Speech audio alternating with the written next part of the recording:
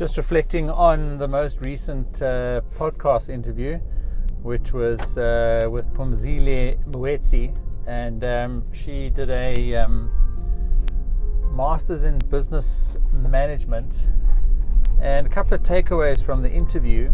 And I mentored her through most of her studies.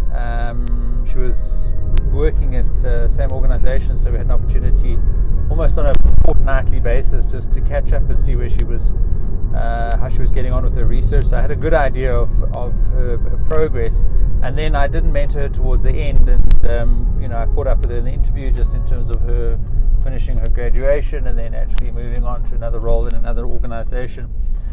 But she left a couple of very interesting thoughts with us. Firstly, that she realized how important it was to manage expectations with people in her life before she got immersed into her studies. So I think maybe that was something she felt she would do better next time. And I've heard that from a couple of people where, postgraduate study is going to, and she says that in the interview, it nearly broke her. Although she said she had no regrets, and she was often at the campus until 1 o'clock in the morning and then had to be at work at 7. So it really just demanded a lot of time from her, which is obviously time that she had to take away from other things in her life and other people. So that was what she felt that she sort of maybe would do better next time. Other reflection was that she felt she should have done a better job on her referencing in her report. Which is interesting because, I think it is an important point. I don't hear many students saying they wish they'd gone back and done a better job on referencing, but I think maybe she was marked down a little bit on the referencing, and if she felt if she'd spent a bit more time, she could have got a higher mark, done a better job, etc.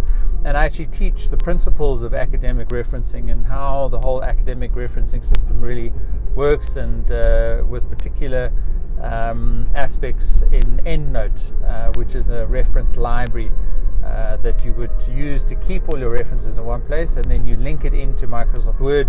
And as you're writing up your document, what you call is you cite as you write, and you bring in your references. I didn't read her reports. I don't know what her referencing looked like, but that was one thing that she felt she would like to do better. And then the third and final thought about that podcast interview was just that she said although she wants to become a teacher and she feels that ongoing studying is the best route to get there, she said she's put a pause on thinking about her PhD. And we spoke about that a bit, and I'd really go and have a listen to the podcast. It really was very good towards the end, where she said that this would give her a chance to come up with a better topic. And I also suggested that given it was now going to take her maybe 4 or more years of her life, this was even a bigger decision, but equally not to wait until you've got the perfect topic or wait too long and then you've got other commitments in your life. Maybe your life situation has changed, you've got married, you've got kids, maybe there's other things in your life now that make it harder for you to get that PhD done. So there is a balance in these things, but that was Phumzile Moetsi. Go check out the podcast.